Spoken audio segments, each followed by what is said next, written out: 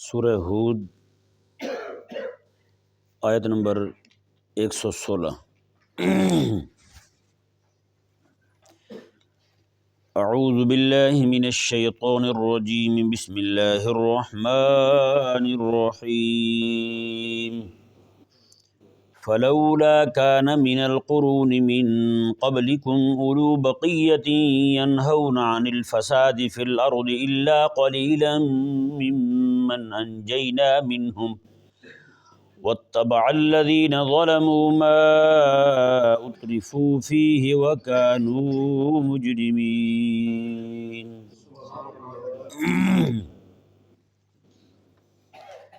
اس آیہ مبارکہ میں اللہ تبارک و تعالی نے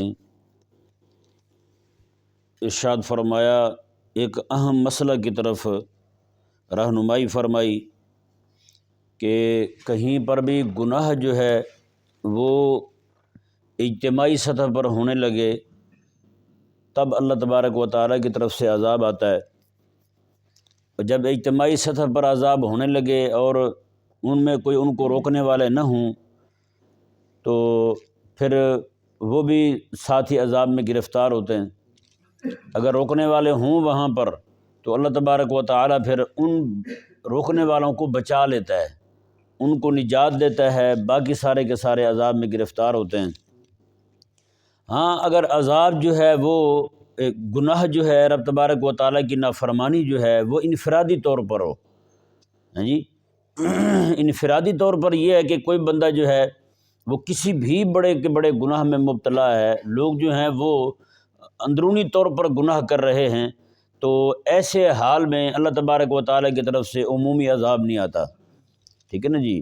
میرے آقا صلی اللہ علیہ وآلہ وسلم نے ارشاد فرمایا میری امت تب بھی خیر سے رہے گی جب تک گناہ چھپ کے کریں گے، یعنی گناہ کریں گے چھپ کے کریں گے، میں تب بھی اللہ تبارک و تعالیٰ کی طرف سے عذاب نہیں آئے گا ان پر۔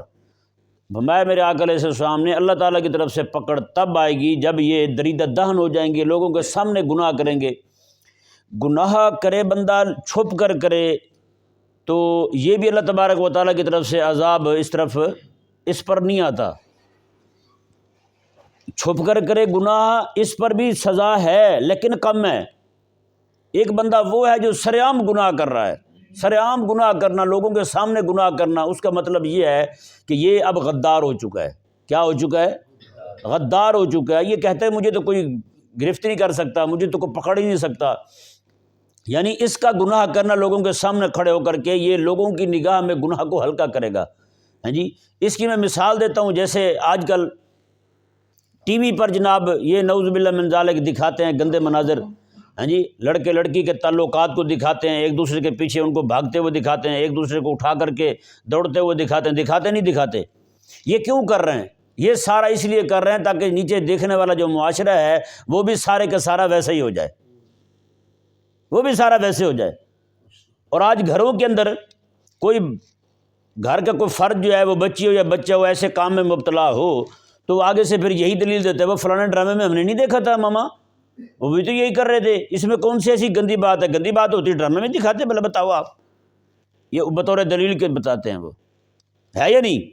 یہ ہے گناہ کو لوگوں کی نگاہ کے اندر یعنی کہ ہلکا کر دینا، لوگ جو ہیں وہ گناہ پر دلیر ہو جائیں، اور ان کا مقصد یہی ہے، ان کا مقصد یہی ہے تاکہ گناہ جو ہے جتنا ہلکا ہوگا اتنا ان کا کام بڑھے گا۔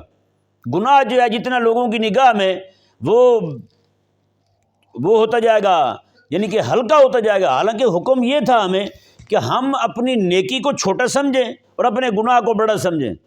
نیکی کو چھوٹا سمجھیں گے تو مزید نیکی کی تڑپ پیدا ہوگی، گناہ کو بڑا سمجھیں گے تو بندہ مزید گناہوں سے بچے گا۔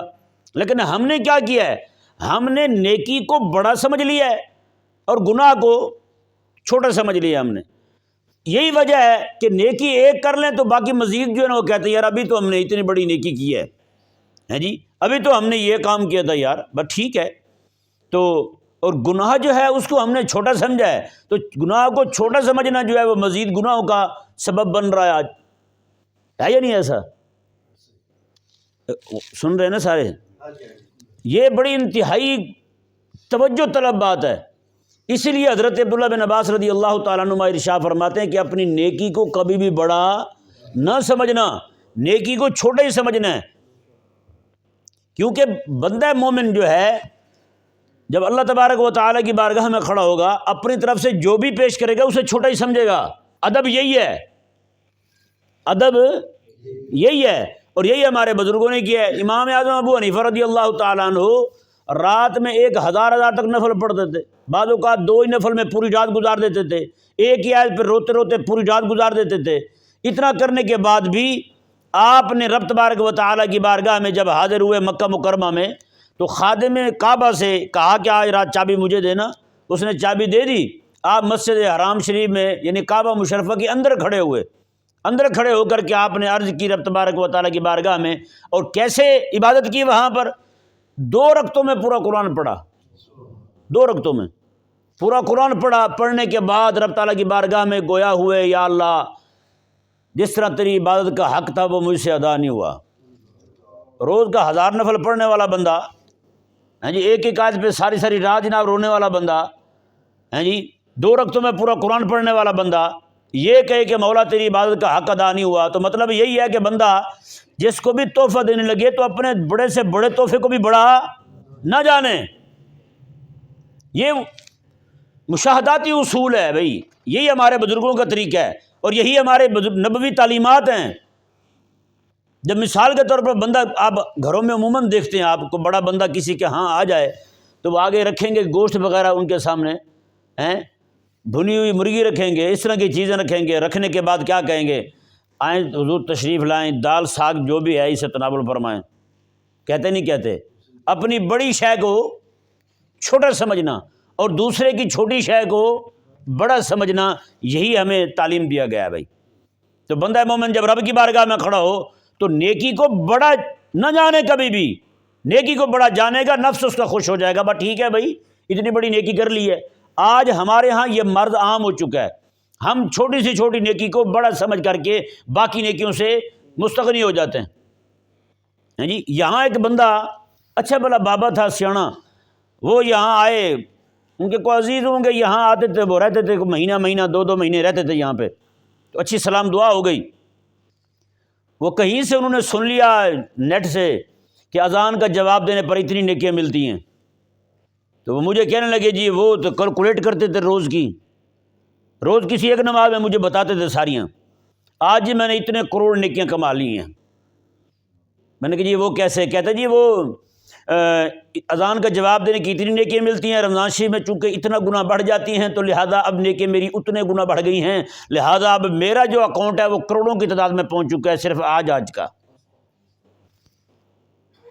بتائیں یار، میں نے کہا یار آپ کسی صوفی بزرگ کے پاس بیٹھے نہیں ہیں ورنہ تمہیں سمجھاتا ہیں۔ اللہ اکبر کبیرہ۔ میں نے کہا یار کوئی تھوڑا، ایک نوجوان تھا یار، اللہ اکبر کبیرہ، وہ جو بھی گناہ کرتا تھا نا اپنی کاپی پہ لکھ لیتا تھا، ایک کاپی رکھی ہوئی تھی اس نے، جو بھی گناہ کرتا تھا لکھ لیتا تھا۔ ایک دن جناب اپنی ماں کے پاس آیا تو آگے کہنے لگا کہ اماں آج جو ہے نا میں کہیں گناہ کرنے کے لیے گیا تھا، تو خاتون تھی وہ آگے آمادہ تو ہو گئی پیسے لے کر کے گناہ پر، لیکن وہ رونے لگی۔ اس نے کہا تو کیوں رو رہی ہے؟ اس نے کہا میں مجبور تھی، گھر بچوں کے پاس کھانے کے لیے کچھ نہیں تھا، اس لیے مجبوری میں اس کام پر آمادہ ہوئی، مجھے تو رب تعالیٰ سے ڈر لگ رہا ہے۔ اس نے بھی فوراً چھوڑ دیا، اس نے کہا کہ پیسے بھی رکھو، اور بھی پیسے دیے، اس نے کہا جاؤ چلی جاؤ۔ اس نے گھر آ کے نا اس پہ بھی رقت طاری ہو گئی، گھر آ کے ماں کو بتایا کہ اماں ایسا ایسا آج کام ہوا ہے، میں نے نا گناہ چھوڑا ہے رب کے ڈر سے آج۔ ہاں جی، تو ماں نے کہا کہ بیٹا اس سے بھی اپنی گناہوں والی کاپی میں لکھ لو، جہاں لکھتے تھے نا اپنے گناہ وہاں یہ بھی لکھ لو۔ کاپی لے کے کہنے لگا ماں اس میں تو جگہ ہی نہیں بچی، اتنے گناہ لکھے ہوئے ہیں۔ اس نے کہا کہیں کونے خدرے میں لکھ دو۔ اس نے جناب ایک کونے میں جناب یہ لکھ دیا کہ آج جناب میں نے ایک گناہ چھوڑا ہے رب تبارک و تعالیٰ کے ڈر کی وجہ سے۔ اللہ اکبر۔ اللہ تعالیٰ کا کرنا یہ ہوا، اسی رات وہ فوت ہوا۔ اس کی ماں جو ہے نا وہ روئی بہت زیادہ، اس نے کہا میرے تو بیٹے کی تو کاپی بھری ہوئی تھی گناہوں سے، ایک نیکی اس نے کی تھی ساری زندگی میں۔ ہیں جی، اس نے جب کھول کے دیکھا تو ہر طرف اس کی وہ گناہوں والی جو کھاتے تھے نا وہ بھی نیکیوں میں تبدیل ہو چکے تھے۔ ہیں جی، تو بندہ جو ہے نا اس کو جس طرح وہ یعنی بات پوری سے ہمیں غرض نہیں ہے، غرض اس بات سے ہے جس طرح وہ نوجوان جو اپنے گناہ لکھتا تھا، وہ تو نیکیاں لکھ رہا ہے اس طرح، وہ اپنی گناہ بھی ساتھ لکھنا۔ آج جو جس طرح کے کام کرتے کرتے جناب وہ کہیں سرکاری افسر رہے تھے ہیں جی، اور جس کو فضل کہتے ہیں وہ بھی بڑا انہوں نے اکٹھا کیا تھا، تو وہ جو سارا کچھ آپ نے کیا ہے وہ بھی اس کا بھی کوئی حساب کتاب رکھا ہے آپ نے؟ اذان کا جواب دے کے آپ جناب مجاہد اسلام بن رہے ہیں، صلاح الدین ایوبی بن رہے ہیں یار آپ۔ اسی لیے بندہ مومن جو ہے وہ کبھی بھی اپنی نیکی کو بڑا نہ سمجھے۔ نیکی کو بڑا سمجھے گا تو سمجھو کہ نماز پڑھی ہے، اور یہی تو وجہ ہے، نماز پڑھی ہے، سلام پھیرا ہے، فوراً کہا استغفر اللہ، میں بخشش مانگتا ہوں، میں بخشش مانگتا ہوں۔ کیا مطلب؟ تیرے ذہن میں نہ آئے کہ میں نے کوئی بڑا کام کیا ہے، تیرے ذہن میں یہ آئے مولا تیری بارگاہ میں حاضر ہوا تو میں اپنے آپ کو میں نے کھڑا کر لیا، لیکن میری توجہ کسی اور طرف رہی، میں جناب اپنے کاروبار کو سوچتا رہا، اپنی ذاتی لڑائیاں سوچتا رہا، رشتہ داروں کے بارے میں سوچتا رہا، آگے پیچھے سوچتا رہا، تیری بارگاہ میں کھڑا ہو کے مولا میں تو حاضر نہیں ہوا تیری بارگاہ میں، مولا نماز پڑھ کے بھی مجھے تو لگتا میں نے کوئی ایسا کام کر دیا، مولا استغفر اللہ، میں معافی مانگتا ہوں تجھ سے، مولا مجھے معاف کر دے، حکم تو تجھے یہ تھا یار۔ نماز پڑھنے کے بعد کہیں بھی یہ نہیں ہے، اور یہی وجہ نا کہ بزرگ فرماتے ہیں بعض اوقات ایک بندہ جو ہے وہ نیکی کر کے تکبر میں مبتلا ہو جاتا ہے، وہ کھائی میں جا گرتا ہے، اور ایک بندہ وہ ہے جو گناہ بھی کر لے تو اس کے دل میں عاجزی پیدا ہو جاتی ہے، اس کا گناہ جو ہے اس کو نیکی کی راہ کی طرف لے آتا ہے، پھر ہے یا نہیں ایسا؟ یعنی ایک بندہ جو ہے وہ نیکی کر کے تکبر میں مبتلا ہو گیا۔ تکبر میں مبتلا بندہ تبھی ہوتا ہے جب یہ سمجھتا ہے میرے پاس بہت بڑی شے ہے۔ کسی کو اللہ تعالیٰ حسن دے دے تو وہ اکڑا پھرے، اپنے آپ کو اپنے پاس موجود نعمت کو بڑا سمجھ رہا ہے نا، اس لیے اکڑ رہا ہے۔ جو بندہ 4 رکعت نماز پڑھ لے اور اس کے دل میں اکڑ آ جائے، تکبر آ جائے، تو مطلب یہ کہ اس نے اپنی نیکی کو بڑا سمجھا ہے، نیکی کو بڑا جانا ہے، یہی تو اس کا دماغ خراب کر گئی ہے۔ وگرنہ جناب حضرت سیدنا نوح علیہ نبینا و علیہ الصلوۃ والسلام آپ نے سجدہ کیا نا جی اللہ تعالیٰ کی بارگاہ میں، حضرت نوح علیہ الصلوۃ والسلام نے، ہیں جی، نوح نام آپ کا نوحے سے ہے، نوحے کا مطلب یہ ہے رب تعالیٰ کی بارگاہ میں اتنا آپ گڑ گڑاتے تھے، روتے تھے رب تعالیٰ کی بارگاہ میں، ہیں جی، اور آپ نے ایک بار سجدہ کیا، سجدے میں اتنے عرصے تک سر رکھے رکھا کہ کہیں نیچے بیج پڑے ہوئے تھے کسی شے کے، اور تلا وغیرہ نہیں ہوتا، اس طرح کی کوئی چیز تھی، اس کے بیج پڑے ہوئے تھے، آپ کے آنسو اتنے پڑے اس پر کہ آنسوؤں سے جناب وہ پودا اگایا، اس پودے نے آپ کے سر کو لپیٹ لیا، سر نہیں اٹھایا آپ نے سجدے سے۔ بتائیں ہمارے سجدے کون سے ہیں یار؟ وہ اتنا کر کے بھی اپنے آپ کی طرف تقصیر منسوب کریں، مولا ہم سے تو نہیں ہو سکا کچھ۔ یعنی نیکی کرے بندہ اور اپنے آپ کو سمجھے کہ مقصر ہے، یعنی تقصیر کی ہے، کوتاہی ہوئی ہے مجھ سے نیکی میں بھی، تو یہ تبھی بندے کے نفس کا علاج کر سکتی ہے، مگر نہ ہم نے نیکی کو بڑا سمجھ لیا تو بھائی پھر تو نقصان ہے سارا، یہ سارا نقصان ہو اسی لیے رہا ہے، ہم نے اپنے گناہوں کو چھوٹا سمجھا ہے، نیکی کو ہم نے بڑا سمجھا ہے، نیکی کو بڑا سمجھا، مزید نیکی کی توفیق چھن گئی، گناہ کو ہم نے چھوٹا سمجھا تو مزید گناہوں پہ جناب بندہ دلیر ہو گیا، گناہ بڑھتے گئے بندے۔ سمجھ آئیے نا بات؟ یہ بہت ضروری ہے بھائی، اس طرف جو ہے وہ توجہ ضروری ہے۔ اللہ تبارک و تعالیٰ نے ارشاد فرمایا، جی دیکھیں، فرمایا کہ فلولا کان من القرون من قبلکم اولو بقیۃ ینہون عن الفساد، رب تعالیٰ نے فرمایا کہ ان بستیوں میں، ان علاقوں میں جو تم سے پہلے گزری ہیں، میں کہ ان میں اہل خیر لوگ جو تھے وہ ایسے نہ رہے تھے ینہون عن الفساد، جو لوگوں کو فساد سے روکیں، اولو بقیہ خیر والے لوگ نہیں رہے تھے، نیک لوگ نہیں بچے تھے کہ ان کو جناب کہو اے کیا کر رہے ہو، کس طرف جا رہے ہو، فساد کھڑا کر دیا تم نے، تو چھوڑ دو بدماشی، یہ رب تعالیٰ کی نافرمانی چھوڑ دو، میں ایسے لوگ بچے ہی نہیں تھے۔ بتائیں رب تبارک و تعالیٰ کی طرف سے بھی قوم کے اندر ایسے بندوں کا مطالبہ کیا جا رہا ہے جو گناہوں میں مبتلا لوگوں کو بچانے والے ہوں، فساد کو روکنے والے ہوں، نہ کہ مزید فساد کھڑا کرنے والے ہوں، نہ کہ مزید جو ہے وہ کام کو بڑھاوا دینے والے ہوں۔ آگ لگی ہوئی ہے نا، اس پر پانی ڈالتے ہیں، پھونکے نہیں مارتے۔ نہیں سمجھ آیا مسئلہ؟ رب تبارک و تعالیٰ نے ارشاد فرمایا، دیکھیں جی، فی الارض الا قلیلا ممن انجینا منہم، ہاں تھوڑے لوگ بچے تھے، ہم نے ان کو پھر نجات دے دی، باقی سب کے سب عذاب میں مبتلا ہو گئے۔ تھوڑے لوگ بچے تھے، وہ جو تھوڑے لوگ تھے ان کو ہم نے بچا لیا۔ مطلب کیا ہوا؟ وہاں جو گناہ کر رہے تھے لوگ وہ اجتماعی گناہ تھا، اجتماعی گناہ میں مبتلا تھے اور لوگ ان کو بچانے والے تھے نہیں، اور جو تھوڑے تھے ان کو اللہ تبارک و تعالیٰ نے عذاب سے بچا لیا، باقی سارے کے سارے عذاب کی لپیٹ میں آ گئے۔ یہی ہوا جناب فرعونیوں کے ساتھ، یہی ہوا نمرودیوں کے ساتھ، اور یہی ہوا جناب اصحاب مدین کے ساتھ، یہی ہوا جناب باقی جتنی بھی قومیں گزری ہیں، شعیب علیہ السلام کی قوم ہو، حضرت ہود علیہ السلام کی ہو، جی باقی جو انبیاء کرام علیہ السلام، قوم سمود ہو گئی، سب کے ساتھ یہی ہوا ہے۔ پچھلے پورے واقعات جو ہیں، اگر ہم یوں کہیں کہ یہ آیت مبارکہ اور اس کی اگلی کچھ آیات مبارکہ جو ہیں یہ پچھلے تمام قصوں کا خلاصہ بیان ہو رہا ہے، تو یہ بجا بات ہے۔ پیچھے ہم یہی پڑھ کے ہیں نا، اللہ تعالیٰ نے فرمایا کہ ہم نے موسیٰ علیہ السلام کی قوم کو بچا لیا، باقی سب کو غرق کر دیا۔ حضرت ہود علیہ السلام اور ان کے ماننے والے جو چند لوگ تھے ان کو بچا لیا، باقی سب کو تباہ کر دیا۔ حضرت صالح علیہ السلام کے ماننے والے چند لوگوں کو بچا لیا، باقی سب کو تباہ کر دیا۔ حضرت نوح علیہ السلام، آپ کے قوم بچانے ماننے والے جو لوگ تھے 80 لوگ تھے، ان کو ہم نے کشتی میں سوار کر لیا، باقی سب کو ہم نے غرق کر دیا۔ یہی اللہ تبارک و تعالیٰ یہاں بیان فرما رہا ہے۔ میں ان میں جو لوگ بچے تھے اہل خیر اور اہل صلاح، ہم نے ان کو بچا لیا، باقی سارے کے سارے تباہ ہو گئے۔ یعنی اللہ تبارک و تعالیٰ کی طرف سے اصول دیا جا رہا ہے، جب تک تم لوگ بھی اجتماعی گناہ میں مبتلا نہیں ہوتے تم بھی خیر میں رہو گے، تم بھی خیر میں رہو گے۔ اندازہ لگائیں جی، رب تبارک و تعالیٰ نے ارشاد فرمایا، اگلا جملہ جو ہے نا یہ بہت ایسے سمجھیں کہ موجودہ دور کے لوگوں کے لیے انتہائی سمجھنے والی بات ہے۔ اس میں یہ جو اگلا جملہ ہے نا آخری، اللہ تعالیٰ نے ارشاد فرمایا وَاتَّبَعَ الَّذِينَ ظَلَمُوا مَا أُتْرِفُوا فِيهِ وَكَانُوا مُجْرِمِينَ۔ رب تعالیٰ نے فرمایا کہ وہ جو ظالم لوگ تھے نا، انہوں نے پیروی کی ان کی ما اترفوا فیہ، جو ان میں ترقی یافتہ تھے، جو ان میں ترقی یافتہ تھے، ترقی یافتہ لوگوں کی انہوں نے پیروی کی، تو اس لیے رب تبارک و تعالیٰ نے ارشاد فرمایا کہ ہم نے ان کو بھی ساتھ ہی غرق کر دیا، ان کو بھی ساتھ ہی تباہ کر دیا۔ کہ ان لوگوں کی جیسے آپ دیکھیں قرآن کریم میں اللہ تعالیٰ نے بیان فرمایا قارون کا قصہ ہے۔ قارون جو ہے وہ اپنے گھر سے باہر نکلا ایسی شان و شوکت کے ساتھ کہ بڑے جاہ و جلال کے ساتھ، خزانوں کی چابی جناب اس کے خچروں پہ لدی ہوئی ہیں، اور خچر جو ہیں وہ بے بہا خچر ہیں، ان پر خزانوں کی اکیلی چابی لدی ہوئی ہیں۔ خزانہ کتنا ہوگا؟ کچھ لوگوں نے دیکھا، دیکھ کے کہنے لگے یا اللہ ہمیں بھی ایسے ہی بنا دیتا، اس کو جو بنایا ایسا ہمیں بھی ایسے ہی بنا دیتا۔ اللہ اکبر کبیرہ۔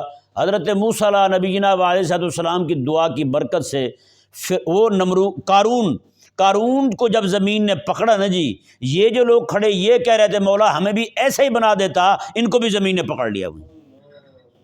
بتائیں اوے تم اللہ تعالیٰ کے پاک پیغمبر موسیٰ علیہ السلام کو دیکھ کے کیوں نہیں کہتے یا اللہ ہمیں ان کا غلام بنا دیتا، جیسا کام ان سے لے رہا ہمیں ان جیسا کام لے لیتا، ہمارے سے بھی ان جیسا کام لے لیتا۔ اور یہ لوگ کوئی فرعونی نہیں تھے، یہ لوگ موسیٰ علیہ السلام کی قوم کے تھے، جنہوں نے کھڑے ہو کے یہ کہا قارون کے بارے میں کہ یا اللہ ہمیں ایسا بنا دیتا، اس کی ترقی کو دیکھ کے یہ کہا کہ ہمیں بھی ایسی ترقی دے دیتا۔ ایسی طلب تھی ان میں۔